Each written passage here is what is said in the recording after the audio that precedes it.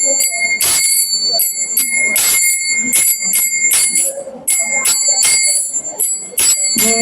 राधा माधव जय कुंज बिहारी।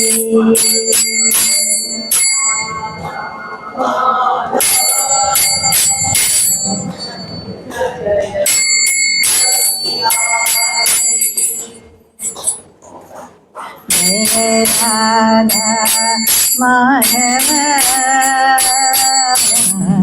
जय कुंज बिहारी।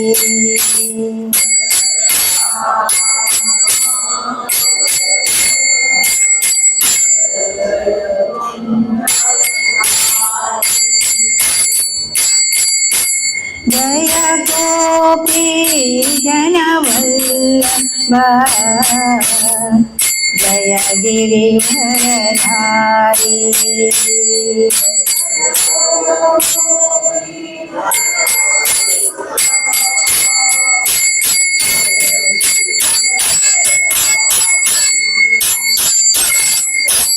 जय राधा माधव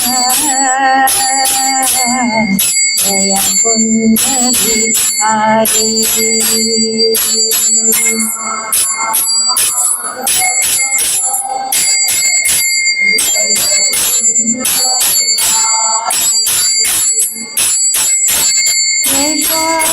यशोदनन्दन व्रज जनरञ्जन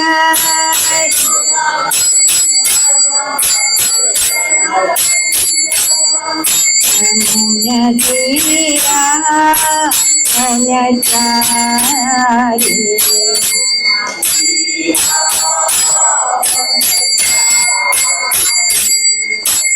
जय राधा माधव जय कुंज बिहारी।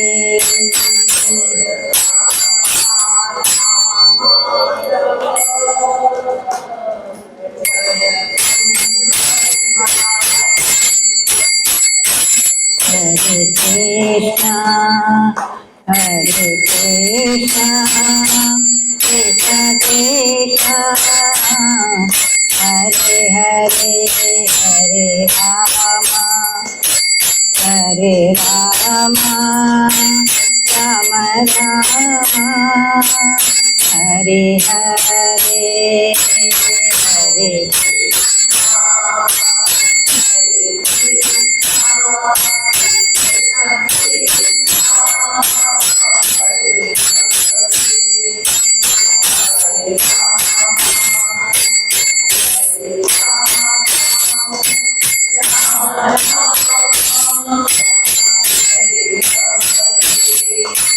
हरे कृष्णा कृष्ण कृष्ण हरे हरे हरे राम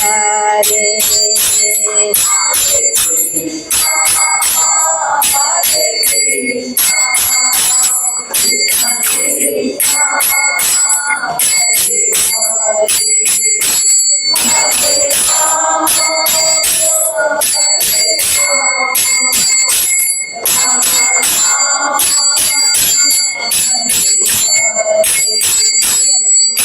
कृष्णा कृष्णा कृष्णा हरे हरे हरे राम राम राम हरे हरे हरे कृष्णा।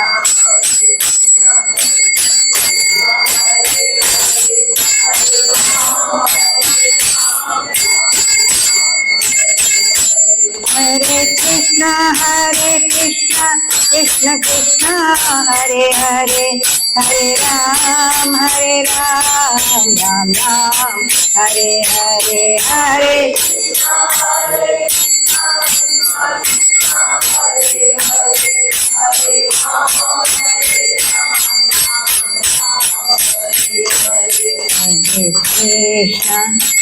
हरे Krishna Krishna Krishna Krishna Hare Hare Hare Rama Hare Rama Rama Rama Hare Hare Hare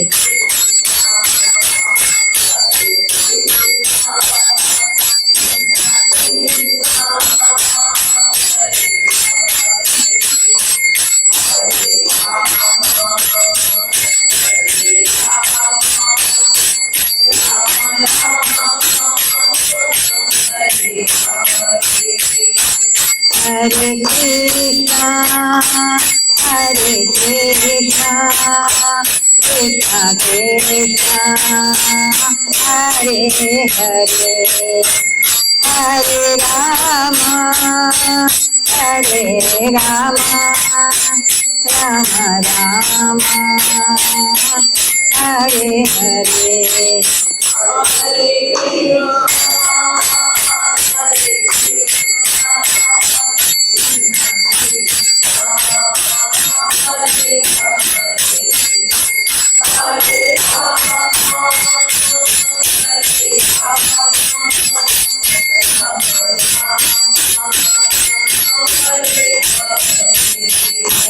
Radha Gopinath, Radha Gopinath Radhe.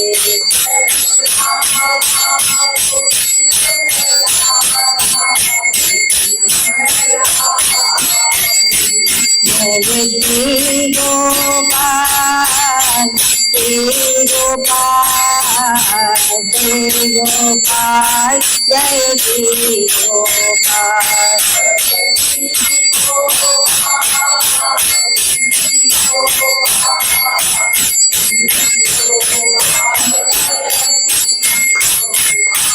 Jai Gauranitai, Gauranitai, Gauranitai, Jai Gauranitai.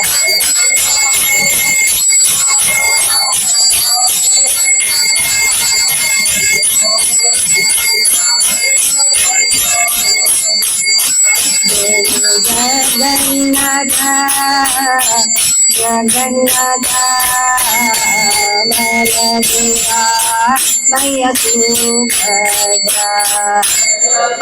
Jagannatha, Jagannatha,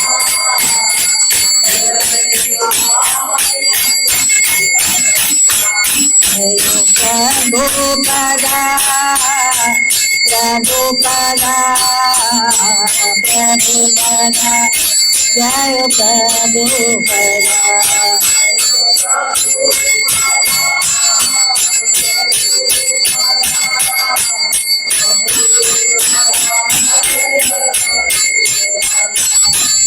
Gurudev, Gurudev, Gurudev, Hare Jaya Gurudev.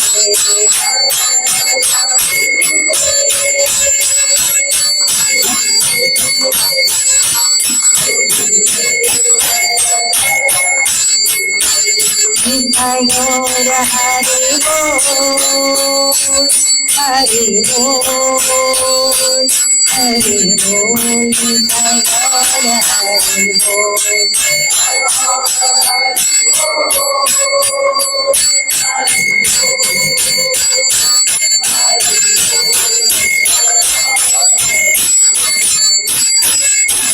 हरे नाम संकीर्तन की, श्रील प्रभुपाद की जय।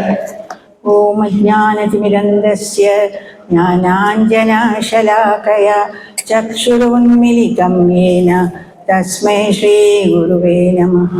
श्रीचैतन्यमनोभीष्टं स्थापितं येन भूतले स्वयं रूपा कदा मह्यं ददाति स्वपदान्तिकम्।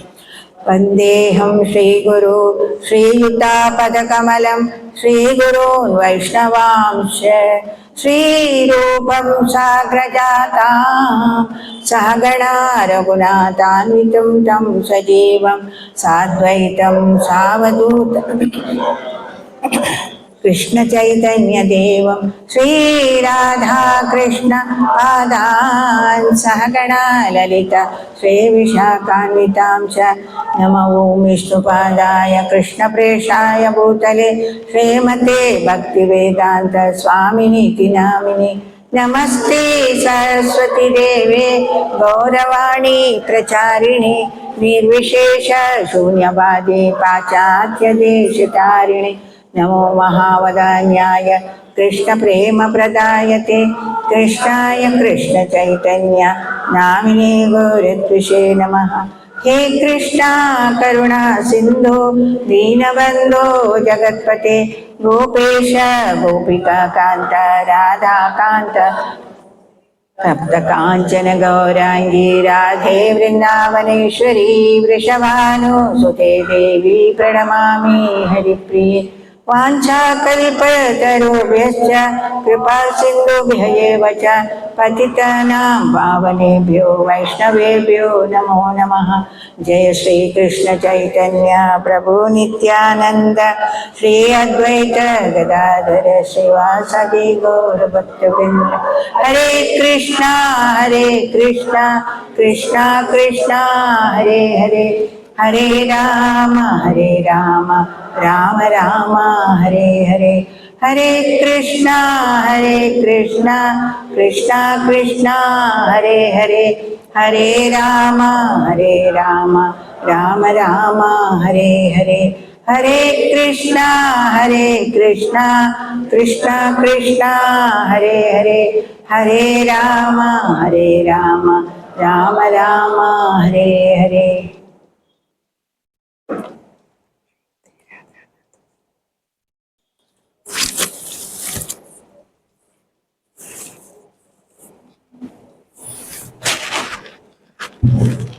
हरे कृष्णा। आज के सत्संग प्रोग्राम में इस्कॉन की तरफ से आप सबका स्वागत करते हैं। आज का टॉपिक है, किसी को मालूम है? गोकर्ण और धुंधकारी। कितना लोगों को मालूम है ये कथा? अच्छा हुआ। ये तो भाइयों का कहानी है, कथा है, और इसको गोकर्ण और धुंधकारी का कथा बोलने से भागवतम की महात्म्य महिमा ये बोल सकते हैं, क्योंकि इसका मैसेज वही है।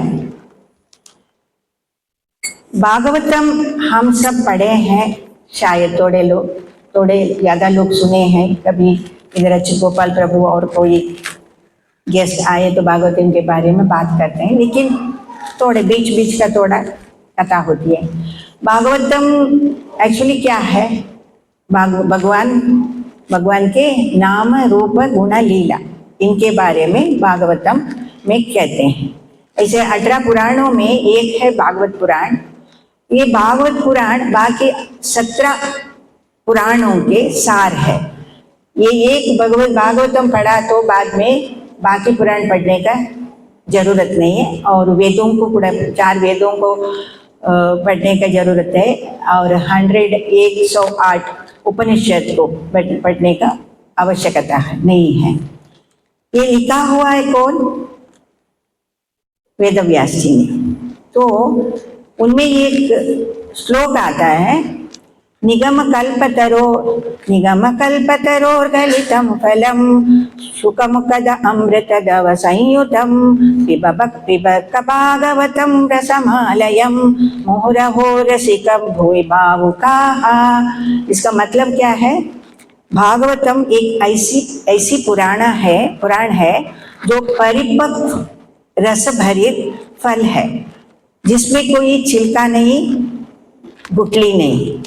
श्री सुखदेव गोस्वामी के अधरों से आए अमृत है ये, इसलिए वो बहुत मधुर है। सभी मुक्त आत्माओं ने इस रसभरित अमृत समान फल भागवतम का रस का पान किया है। मतलब ये एक फल है, उसमें अभी हम एक आम फल लिया, एक केला लिया, उसमें ये होता है ना, स्किन होता है, छिलका होता है, और अंदर से किसी किसी में गुठली भी होती है, लेकिन इसमें ऐसा छोड़ने का कुछ भी ये नहीं है, ये सब पूर्ण है। उसको हम कोई पढ़े सुने वो पूर्ण होता है। अभी क्या होता है, कोई भागवतम सुना, भगवद गीता सुना, हम क्या बोलते हैं, हमको सब मालूम है। आजकल यूट्यूब में सब कुछ मिलता है, इसलिए लोग, मैं वही डिस्कस कर रही थी प्रभु जी से, लोग ज्यादा सत्संग में नहीं आते हैं, घर में बैठ के आराम चेयर में बैठ के सुन सकते हैं, क्यों उधर जाने का। लेकिन भक्तों के साथ बैठ के सुनना ये अलग ही एक्सपीरियंस होता है। तो हम सब जानते हैं बोलने वाले के लिए, मुझे मेरा एक्चुअली प्रभु जी का भाई ने एक बार एक कोट भेजे थे, वो बोलते हैं, the latest lesson I have learned in my life is that I still have a lot to learn. हमारा यही होनी चाहिए कि हमको अभी भी सीखना है।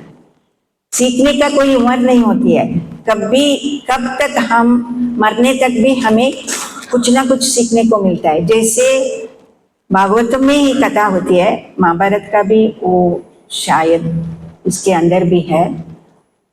एक अवधूत ब्राह्मण था, उनका कितने गुरु थे, 24। वो हर एक से एक गुण निकाल के वो अपना लेते थे। ऐसे नहीं है गुरु सिर्फ एक दीक्षा गुरु या शिक्षा गुरु होना चाहिए, किसी से भी हम ले सकते हैं। उनके अच्छे गुण है तो हम लेते हैं, हमें अच्छा नहीं लगा, वो शास्त्रों के अनुसार नहीं आए तो उसको छोड़ देने का। जैसे हमस क्षीरना बोलते हैं ना, हमस कैसे दूध पीता है, उसमें कितना भी अभी पानी मिला हो वो पानी को छोड़ देते। ऐसे हमें जो किसी से अच्छे गुण मिलता है वो जरूर सीखनी चाहिए। जो वो हमें पता चलता है, हम तो प्रबुद्ध है, छोटे बालक नहीं है, हमको मालूम पड़ता है ये अच्छा गुण नहीं है तो छोड़ देने का। वैसे तो ये मुझे बहुत अच्छा लगा। तो मैं भी सोचती थी इतना बस भक्ति में बहुत हो गया, अभी क्या सीखने का। लेकिन वो जब मुझे लगता है 1 साल पहले वो उसने भेजा था, तो मैं सोचने लगी ये तो सच्ची में हम जब मरने को जाते तब तक हमको कुछ ना कुछ सीखना चाहिए, है क्या नहीं? आपको क्या लगता है, सीखना है क्या नहीं? हर वक्त हमें कुछ ना कुछ सीखना चाहिए।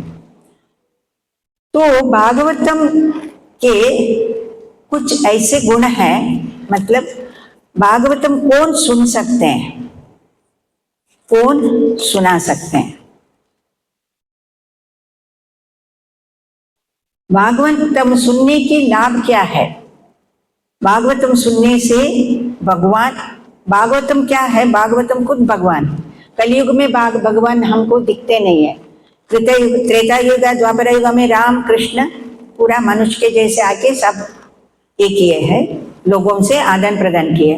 लेकिन इधर क्या होता है, भगवान नहीं आते, इसलिए उन्होंने अपना नाम रूप गुण लीला को एक ग्रंथ के रूप में हमें दे दिया है। तो कहते हैं भागवत का 1 और 2 कैंटो होता है, वो क्या है, भगवान का चरण कमल है। 3 और 4 जंगे है, लैप, और 5वां नेवल यानी नाभि, 6ठा चेस्ट छाती, 7 और 8 दोनों बाहें, और 9 उनके गला, 10वां उनका लोटस मुखारविंद, 11 उनका सर, और 12 उनका ये माथे। ऐसे 12 स्कंद होता है ना भागवतम में, उसको भगवान की एक बनाया है, अंग बताया है। और ये अंग, इसका मतलब भागवतम में स्वयं भगवान है। भगवद गीता क्या है?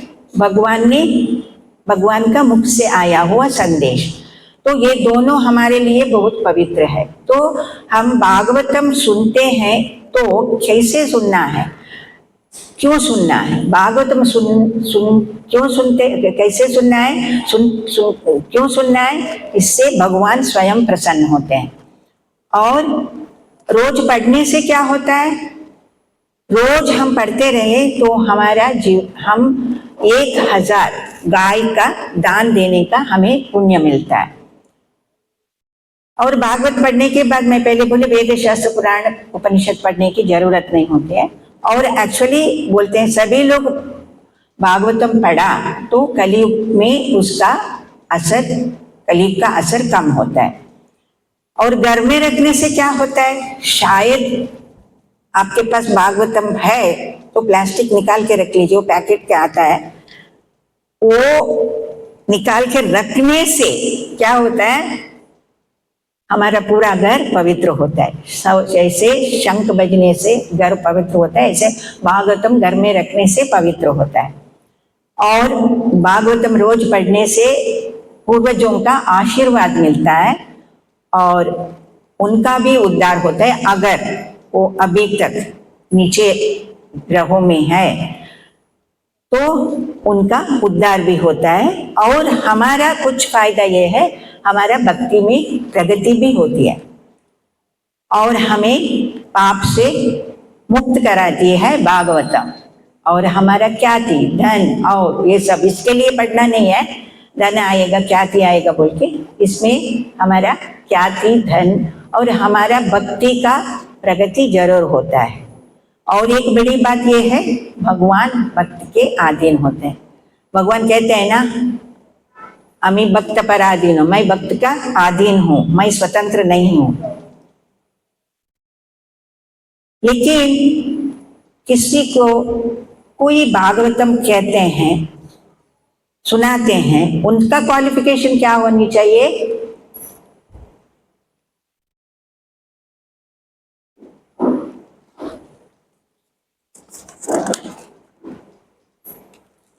भगवान के लीला और भगवान के ऊपर हमें विश्वास होनी चाहिए, आस्था होनी चाहिए और श्रद्धा होनी चाहिए। नहीं तो भागवतम पढ़ के कोई फायदा नहीं है। अब बैठ के भागवतम ये जो बोलते हैं वक्ता, वो कब बंद करेंगे, हमको घर जाना है, ये सोचना नहीं है। हम पूरा उसमें लीन होके वो सुनना चाहिए। और भगवान के बारे में सुनने का भी ये शुद्ध इच्छा भी होनी चाहिए। हम बुलाए इसलिए आए, हमको सुनना पड़ता है, इधर बैठा तो सुनना पड़ता है, this is compulsory, we have to sit here, ऐसा नहीं है। हमको सुनने का इच्छा होनी चाहिए। वो सुनाने वाले भगवान को सुनाते हैं ना, वो उनके क्या बोलते हैं, सुनने वाले का उद्धार के लिए बोलना चाहिए। आजकल क्या होता है, भागवत सप्ताह रखते हैं, पैसा देके भागवतम का क्लास होता है 7 दिन का, लेकिन ये भागवतम भेजने का ये शास्त्र नहीं है, वो सिर्फ लोगों के उद्धार के लिए सुनाने का एक शास्त्र है। और भागवतम सुनाने वाले भागवतम को अच्छी तरह से पढ़ के उसके बारे में जान के बाद में सुनाना चाहिए। इससे क्या होता है, उनका भी भक्ति में प्रगति होता है और सुनने वालों के भी प्रगति होती है। लेकिन अभी हमारे सबका सुनने का, मैं तो भागवतम क्लास नहीं दे रही हूँ, मेरे पास इतना योग्यता नहीं है। हमारा क्या कुछ अभी कभी अच्युत गोपाल प्रभु पंजिम में क्लास दे रहे थे, 7 कैंटो हो गया था, अभी थोड़े दिन के लिए बंद किए हैं वो, तो हम भी सुनते हैं। हमारे पास क्या योग्यता है, हमारे पास एक ही योग्यता है, वो है हम श्री प्रभुपाद के इस संस्था में जुड़े हैं, ये हमारी योग्यता है। और हमारे कुछ योग्यता नहीं है, तो ये योग्यता से और ऐसे भक्त सब लोग आते हैं, सुनते हैं, उनका एसोसिएशन से, उनके संग से हमारा सुनने का ये योग्यता आती है। और हमारे पास कुछ ऐसे योग्यता नहीं है, क्योंकि हम अभी तक वो मटेरियल वर्ल्ड में, भौतिक संसार में फंसे हुए थे, अभी थोड़ा हम आने लगे तो हमको अभी थोड़ा भगवान क्या है, भगवान की भक्ति कैसे करना है, भगवान की लीला क्या है, ये सब हमें अभी थोड़ा थोड़ा समझ में आता है। इसलिए हमारे पास कुछ नहीं है, ये सब कृष्ण और प्रभुपाद का कृपा है। अभी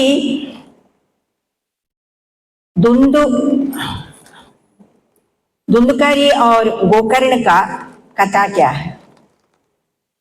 गोदावरी नदी के तट पर एक ब्राह्मण रहता था, उसका नाम था आत्मदेव। वो तो बहुत शास्त्र वेद सब जानने वाले, और उसके पास धन दौलत भी था, ऐसे नहीं है वो एक गरीब ब्राह्मण था, उसके पास कुछ नहीं, ऐसा कुछ नहीं है, लेकिन उसके पास सब था। नहीं था, एक नहीं थी, वो क्या है, संतान।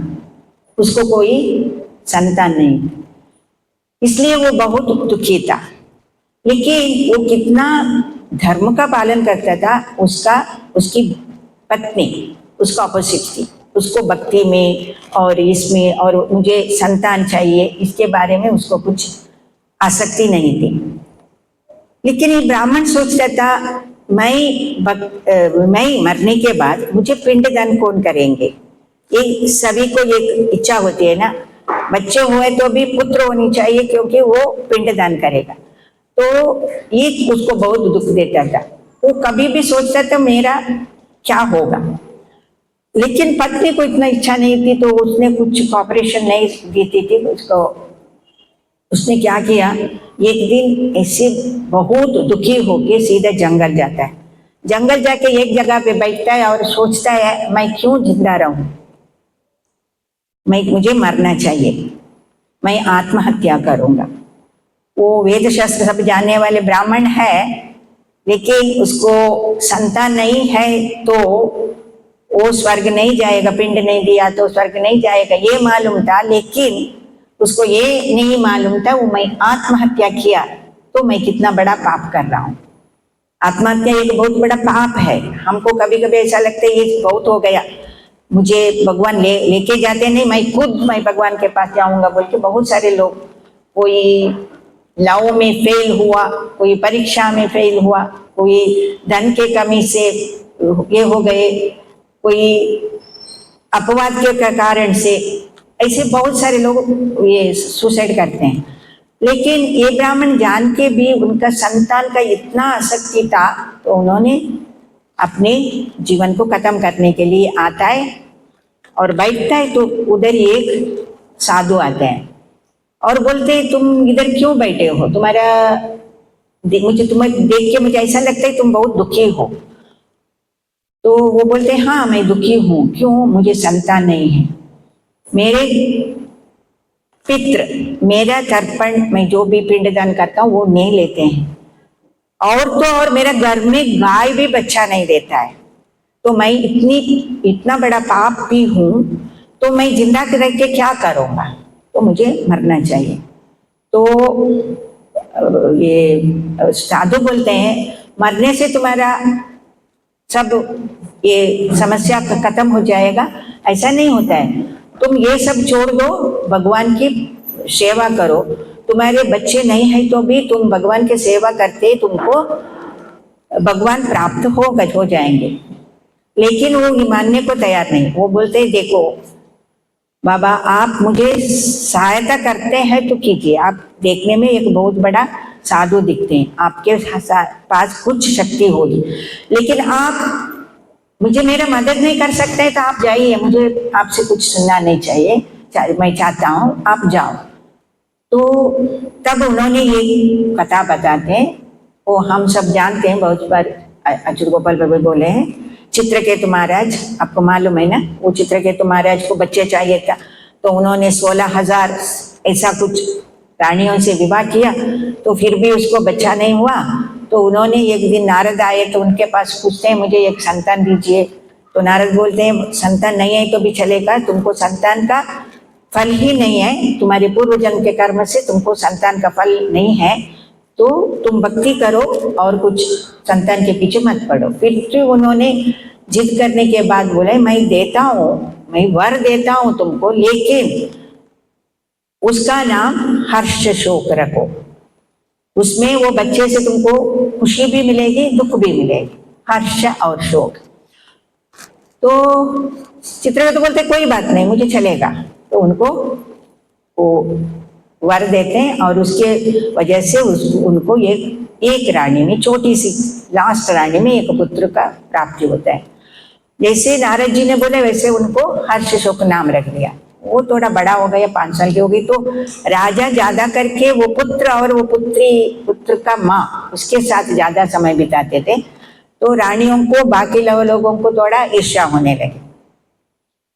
ये ईर्ष्या इतनी बुरी बात है, उसमें से कितनी आपत्ति आती है जीवन में। ये सब ने मिलके ये बच्चे को हम मार देंगे, ये सोच के एक दिन एक लड्डू बनाए, उसमें विष डाल के वो बच्चे को खिलाए। वो बच्चे खाते ही वो मर गए। तो सब लोग रोने लगे। तो माता पिता दौड़ के आए, मालूम पड़ा ये तो पहले हर्ष था, अभी क्या हो गया, शोक हो गया। तो भगवान तब नारद मुनि फिर से आते हैं। वो बोले देखो मैं तुमको पहले बोला था, ये तुमको दुखी देगा, इसलिए तुम अभी रो मत। नहीं, उसको एक बार उसको जीवित कर लो। तो नारद बोलते ठीक है, जीवित किया। तो चित्रकेतु महाराज बोलते हैं आप बेटा तुम कहाँ गए थे मुझे छोड़ के, हम तुमको कितना तुमसे बिछड़ गए, ऐसे वैसे उसको आलिंगन किया। तो उसने बोला हाथ मत लगाओ, आप मेरे माता पिता नहीं हैं, मेरे ऐसे कितने योनि में आए, कितने माता पिता है, आप इसमें एक है। मैं शायद कभी आपका पिता हुआ था, कभी आप मेरे पिता हुए थे, अभी मेरा और तुम्हारा आपका कोई संबंध नहीं है। मैं सोचा अभी मेरा ये जीवन का ये प्रयाण जो है, जन्म मरण के चक्कर से मैं मुक्त हो गया, अभी मैं वापस जा रहा हूँ, लेकिन आपने मुझे फिर से बुला के मुझे अभी तकलीफ दे रहे हैं। ये बात सुन के चित्रकेतु को अब भी ये आया, होश आया, तो मैं बहुत बड़ा गलत कर रहा हूँ। तो उन्होंने बोला आप जाओ। तो ऐसे गया। तो वो साधु ये कहानी बताते हैं, लेकिन ये मानने को तैयार नहीं आत्मदेव।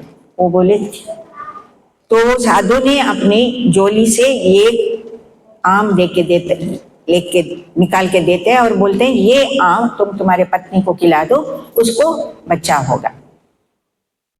तो मंत्र बोल के वो आम दिए थे। ब्राह्मण आत्मदेव बहुत खुश होकर घर आया और पत्नी को दे दी। ये फल है, साधु ने दिया, तुम खाओ, तुम जल्दी माँ बन जाओगी। तो उसकी माँ, पत्नी का नाम था धुंधुली। वो बोली, वो हाँ मैं खाऊंगी बोली, लेकिन उसके मन में एक विचार आया, मैं अगर ये आम खाई और मैं गर्भवती बनी, मेरा हाल क्या होगा। वो बहुत क्या थी, वो क्या थे, ब्यूटी कॉन्शियस थी। वो उसको हर वक्त अपने इसके बारे में, सुंदरता के बारे में वो बहुत मग्न थी। मेरा पेट बड़ा होगा, मुझे दुखेगा, मुझे उठने को बैठने को नहीं होगा, मैं मोटी हो जाऊंगी, मेरा यौवन सब खत्म होगा, नहीं ये मुझे नहीं करना है, ऐसे रो रहे थे। तब उसकी बहन आती है, उस बहन को बच्चे थे और वो बोलती है तुम चिंता मत करो, तुम ये हम खाओ मत, तुम गर्भवती ऐसा दिखाओ और मेरा जो गर्भ में पल रही ये बच्चा है मैं वो तुमको देती हूँ, इसके बदले में तुम मुझे थोड़ा पैसा दे दो। क्यों पैसा चाहिए उसको? आजकल पैसे के लिए ये भी होता है ना, गर्भ का बाड़े में गर्भ भी मिलता है, लेकिन वो क्यों मांग रही है? उसकी पति के पास पैसा नहीं है, वो एक नंबर के चोर था, एक नंबर के शराबी था, वो बहुत गंदे गंदे काम करता था, उसके लिए वो पैसा चाहिए था। तो उसने बोलता है बोलती है मुझे पैसा दे। ये आइडिया अच्छा लगी इसको, धुंधली को। उसने क्या किया, वो आम को लेके घर में गाय था उसको खिलाया। खिलाने के बाद शीघ्र ही वो गाय गर्भवती बनी। धुंधली अपने पेट को कैसे भी बड़ा करके दिखा के पति को बोली मैं गर्भवती हूँ। तो 9 महीने के बाद ये होता है ना, वो बहन आके उसके घर में रहने लगी और उसकी बच्चा हो गई। वो बच्चा हो गया। वो बच्चे को किसको दिया, धुंधली को दिया। और वो जो गर्भवती थी वो बोली मेरा गर्भपात हो गया।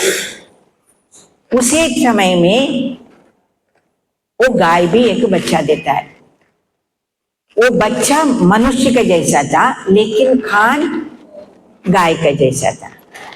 तो ब्राह्मण को बहुत खुश हुआ, आत्मदेव को बहुत खुश हो गया। आत्मदेव 2 बच्चे हो गए मुझे एक साथ। तो वो अपने पत्नी के बहन के लड़के को धुंधकारी नाम रखा और अपनी गाय का बच्चे को गोकर्ण, गो का कर्ण है इसलिए गोकर्ण नाम रखा। वो गोकर्ण जो था वो क्या था, वो साधु से दिए हुए एक फल से पैदा हुए बच्चा।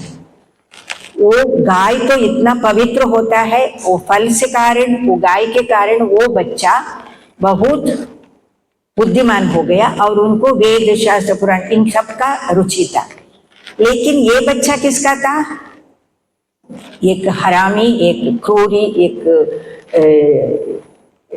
चोर का बच्चा था। उसका गुण वो बच्चे में आ गया। तो उसको कोई दिलचस्पी नहीं थी वेद शास्त्र सीखने का। लेकिन आत्मदेव सोचा जाने दो, कैसे भी बच्चे हैं उनको दोनों को पाल के बड़ा किया। तब क्या हुआ, वो ये लड़का धुंधकारी बाहर जाने लगा। बाहर जाके इसकी आदत के जैसे लोगों से मिलने लगा और उससे मिलके वो उसका आदत सबने सीख लिया, चोरी करना। और उसका ये बहुत बुरी आदत थी, वो बच्चे किधर भी बच्चे देखा तो उसको निकाल के कुएं में डालता था। उसको मारने का भी बहुत शौक था। इस तरह ये उसका आदत पूरा बिगड़ गई और वो ऐसे रहता था और घर से पैसा लेके उड़ाता था। गोकर्ण ऐसे उधर वेद शास्त्र सब सीखा और एक दिन बोला मैं थोड़ा तीर्थ यात्रा करके आऊंगा। एक कहते हुए वो घर से निकले। इधर क्या हुआ, धुंधकारी ने ये माता पिता को कष्ट देने लगा। कष्ट देके मतलब उसको मारपीट करना और घर का पूरा सामान लेके बेचना, पैसा नहीं मिला तो कुछ उल्टे सीधे काम करने लगा।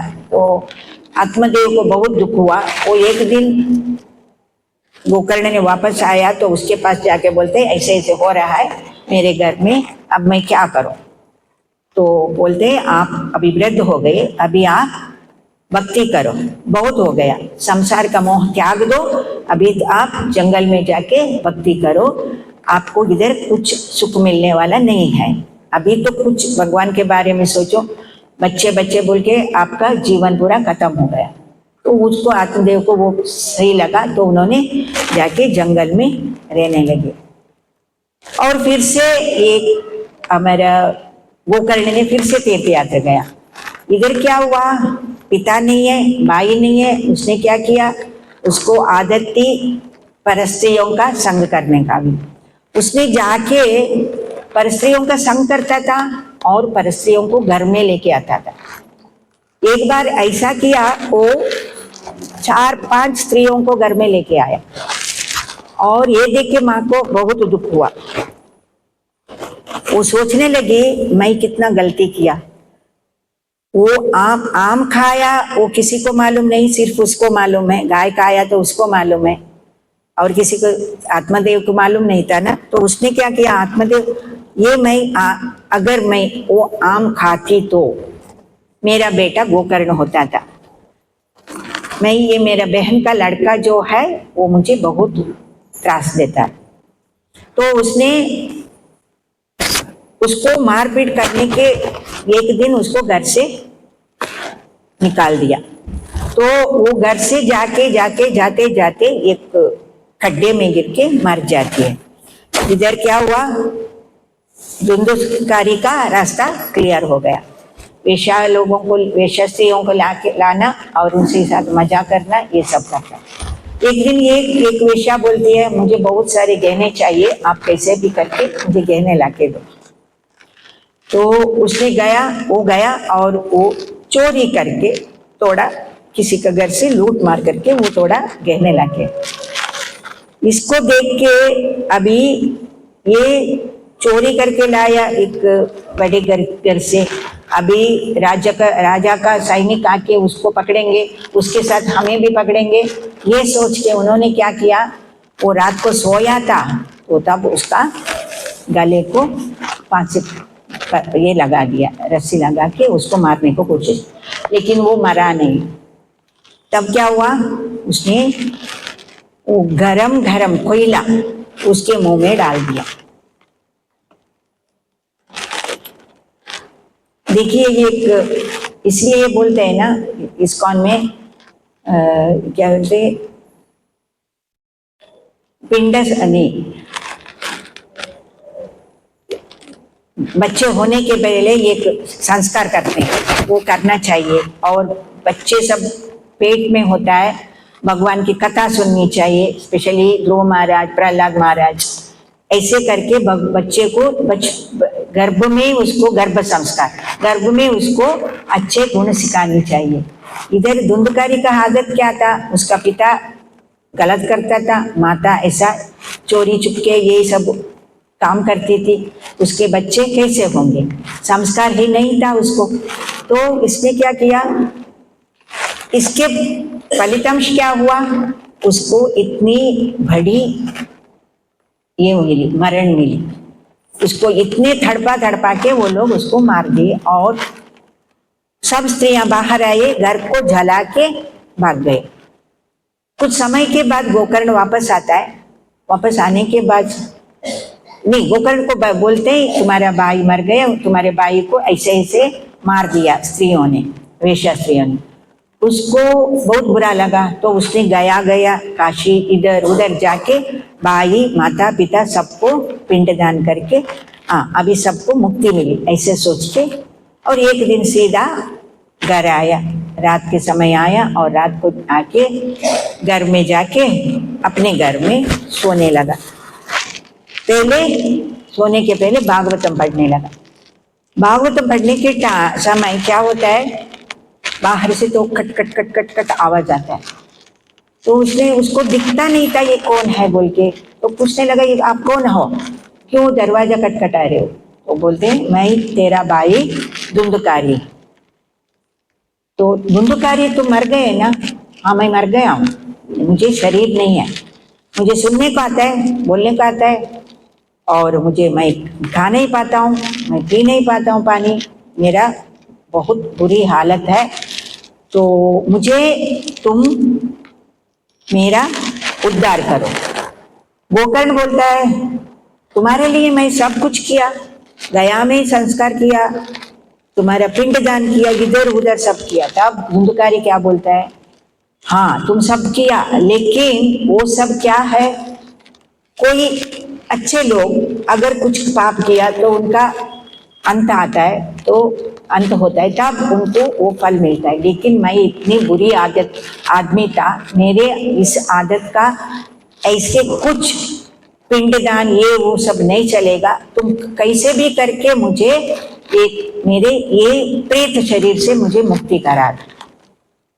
तो अभी एक सोच में पड़ा मैं क्या करूं, तो उसने क्या किया, दूसरे दिन जाके कुछ अच्छे अच्छे पंडित से मिले और ऐसे ये सब बताया, ऐसे मेरे भाई प्रेत शरीर में है, मैं क्या करूं। तो वो लोग बोले तुम भागवतम का पठन करो, तुम भागवत सप्ताह रखो 7 दिन का, शायद उसमें उसको मुक्ति मिलेगी। ये सुन के आया, इसे भी गोकर्ण को वो भागवतम नया नहीं था, वो पहले से जानता था, और सब गांव वाले को बुलाया, मैं भागवत सप्ताह रख रहा हूँ, आप सब लोग आइए। सब लोग आए, सब लोग बैठे, और अपने भाई को भी बोला तुम शरीर नहीं है, तुम उधर बैठ नहीं सकते हो, किधर भी एक जगह बना के बैठ लो। उधर एक कुंड था, कुंड में एक कुंड माने पॉट, उसमें ये बैम्बो है ना, उसका एक छोटा सा पेड़ था, पेड़ बोलते हैं ना क्या वो बैम्बो में 7 गांठ होता है। वो 7 गांठ में नीचे का गांठ में धुंधकारी का प्रेतात्मा आके बैठा। गोकर्ण ने कहानी स्टार्ट किया, भागवतम कथा सुनाने लगे। सुनाते सुनाते वो दिन का, एक दिन का खत्म हुआ। खत्म होते ही वो बैम्बू का वो पेड़ था, उसमें से वो नीचे का जो गांठ था वो ठप करके बहुत जोर से आवाज करके फट गया। तो दूसरे दिन सेकेंड डे वो स्टार्ट करते वक्त वो आके दूसरे घाट में बैठ गया। दूसरे घाट में बैठ के कहानी भागवतम पूरा सुना। बाकी लोग भी सुनते थे, ये भी सुना। सुनने के बाद फिर उधर से खत्म होते ही वो दूसरा घाट भी खुल गए, घाट फट गया और आवाज से। और धुंधकारी ने तीसरे दिन तीसरे घाट पे, ऐसे 7 दिन 7 घाट पे बैठ के पूरा भागवतम सुना। सुनने के बाद 7वां दिन भागवतम सप्ताह कथा खत्म होते ही वो 7वां घाट से एक ऐसे शरीर बाहर आया जो पूरा देवदूतों का जैसे था। वो पीताम्बरी पहना था और उसका 4 भुजाएं थे और वो इतना सुंदर दिखता था और सब लोग उसको देखने लगे। तो उसने बोला मैं धुंधकारी हूँ, मेरा प्रेत आत्मा निकाल के मुझे ये मिला। तभी देवलोक से देवदूतों ने एक विमान लेके उधर आए। उधर आने के बाद उनको लेके जाने वाले। गोकर्ण बोले वेट अ मिनट, कथा कौन सुनाया? कथा कौन सुनाया था? गोकर्ण। गोकर्ण को भी विमान आना चाहिए था, गोकर्ण को विमान नहीं आया। बाकी लोग सब बैठे थे हम जैसे, हमें भी कोई विमान नहीं आया, सिर्फ उसको क्यों आया? तो वो बोलते हैं ये भागवतम जो तुमने पढ़ा, तुम उनको सुनाने के लिए सुनाया, लेकिन तुम्हारा ध्यान किधर था? सुनाने में था। बाकी लोग बैठ के सोच रहे थे गोकर्ण कब बंद करेगा, हम कब घर जाएंगे। बैठ के थक गए, इधर कुर्सी भी नहीं है और इधर बैठने को तो ये भी नहीं है, पानी नहीं है। हम तो परीक्षित महाराज तोड़े हैं, परीक्षित महाराज 7 दिन 7 रात बिना खा के बिना पी के बैठ के सुखदेव गोस्वामी से कथा सुने। हमारा तो ऐसा हालत कभी नहीं होगा, हम बीच बीच में पानी भी पीते हैं। मैं अभी पानी पीने वाली हूँ, मैं एकदम माइंड को कंट्रोल करके बैठी हूँ। तो पानी तो धुंधकारी का क्या इच्छा थी?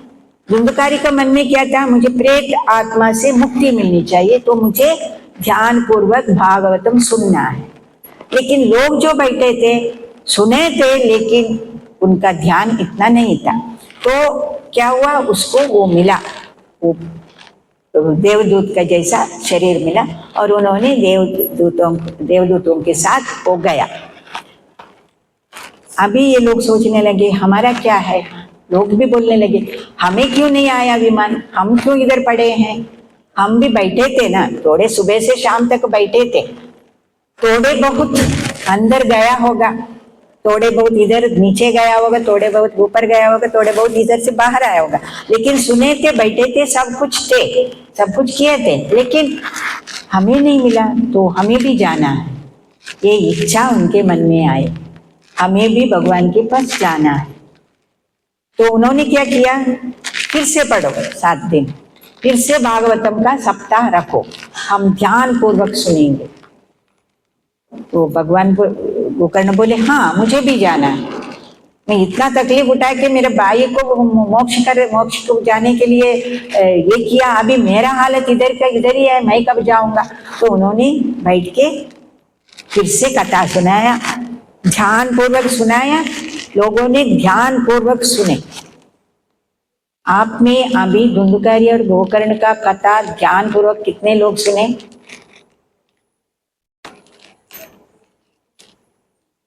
मेरा क्वेश्चन था प्रभु, कितने लोग सुने? कितने लोगों के मन में घर का नहीं तो बाकी का कल का सुबह उठना ये वो ध्यान आया होगा? नेचुरल है वो तो। मैं भी उधर बैठी तो मैं भी वही सोचती थी, प्रभु जी घर में है, खाना खाए क्या नहीं, अभी विनायक मेरा वेट कर रहा है, मुझे जल्दी जाना है, ये सब आता है। ऐसा नहीं है, हमारा कलयुग का प्रभाव ही ऐसा है। तो सब लोगों ने इस बार ध्यान से सुने। ध्यान से सुनने के बाद क्या हुआ? क्या हुआ होगा? विमान आया कि नहीं? नहीं आया। विमान आया, विमान के साथ भगवान नारायण भी आ गए। हरि बोल। अभी कितने ध्यान पूर्वक सुना होगा ये लोग? भगवान खुद आए तो इसका मतलब क्या है? इतना ध्यान से सुने होंगे ना। तो भगवान खुद आए और बोले मैं बहुत प्रसन्न हूं, तुम लोग सब मेरे कथा इतनी ध्यान पूर्वक सुने और गोकर्ण भी सुना, तो तुम लोगों को सबको मैं किधर लेके जाऊंगा? वैकुंठ लेके जाऊंगा, गोलोक वृंदावन लेके जाऊंगा। तो गोकर्ण और धुंधुकारी के गोकर्ण के प्रयत्न से, गोकर्ण के सुनाने से, लोगों के सुनने से भगवान का प्राप्ति हो गए। इसलिए ये बोलते हैं भगवान की कथा सुनने में हमको श्रद्धा, विश्वास, आस्था होनी चाहिए। भगवान की कथा इसलिए सुनना है, वो कोई बोलता है हमें कोई बुलाया है, हमें वो सुनना है, इधर बैठना है, ये हमारे मन में नहीं होनी चाहिए। हम हमारे शुद्धिकरण के लिए और हमारे क्या बोलते हैं उन्नति के लिए हमें भगवान की कथा सुननी चाहिए। अगर हम ऐसे सुना तो शायद हमें भक्ति के प्रति में प्रगति हम कर सकते हैं। शायद अगले जन्म में फिर से हमें मनुष्य जन्म मिले और फिर से हम भगवान की भक्ति उधर से स्टार्ट कर सकते हैं। हमने से बहुत सारे लोग बचपन में भगवान के बारे में सुना है, ऐसा नहीं है सबके घर में भगवान के बारे में बोलते हैं, लेकिन भगवान के बारे में ध्यान पूर्वक सुना। कितने लोगों को मालूम था? मुझे तो मालूम नहीं था। भागवतम है, उसमें भगवान का कथा है। भगवत गीता सुना है, भगवत गीता हाँ है घर में। हमारे घर में भी एक छोटा सा भगवत गीता था, इतने बड़े इतने छोटे, उसको ये था फ्लैप था ऐसा। एक दिन मैंने उसको हाथ लगाया, पहले था भागवतम हाथ मत लगाओ, भगवत गीता हाथ मत लगाओ बोलते थे। मैं एक दिन मेरे पापा का एक कबट था, उसमें वो बुक था, वो हमें कभी कभी मेरे पापा बोलते हैं उसको क्लीन करो कबट को 10 सेकंड। मैं वो दिन फर्स्ट टाइम गई मेरे बहन के साथ, बड़ी बहन के साथ, मैंने उसको क्लीन किया। करने को गए तो वो ऐसा बॉक्स का टाइप था, उसमें फ्लैप था, उसको ओपन किया तो भगवत गीता। मुझे बहुत अच्छा लगा, ये तो पर्स है, मैं देखती क्या होंगी। मैं उठाई तो मेरे बहन जोर से चिल्लाने लगी, हाथ मत लगा। मैं बोली क्यों? ऐसा लगा वो बोलने के बाद वो सांप है, तो मैं बोली हाथ मत लगा।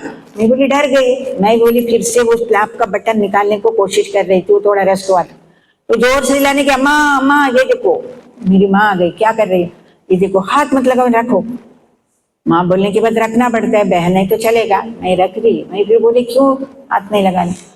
मेरी माँ गांव की है, उसको भी मालूम नहीं था भागवतम को हाथ क्यों नहीं लगाने का। वो बोली हाथ नहीं लगाने का, रखो बोला तो रखो, रख दिए। हमें बाद में इसको ज्वाइन होने तक हमें भगवत गीता को हाथ रखाना है। आज भी बहुत सारे माता जी ऐसा हुआ तो भागवतम पढ़ सकते हैं क्या, ऐसा हुआ तो भागवतम पढ़ सकते हैं, क्वेश्चन आता ही रहता है ना।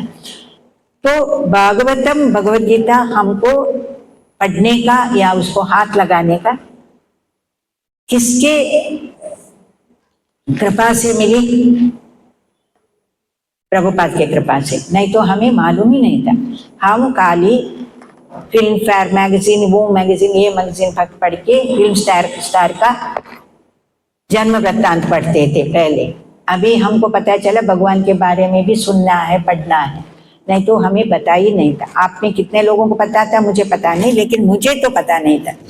भगवान का पूजा होती थी कैसे, घर में माता पिता बोलते हैं भगवान का ये करना है, क्यों करना है, डर के मारे।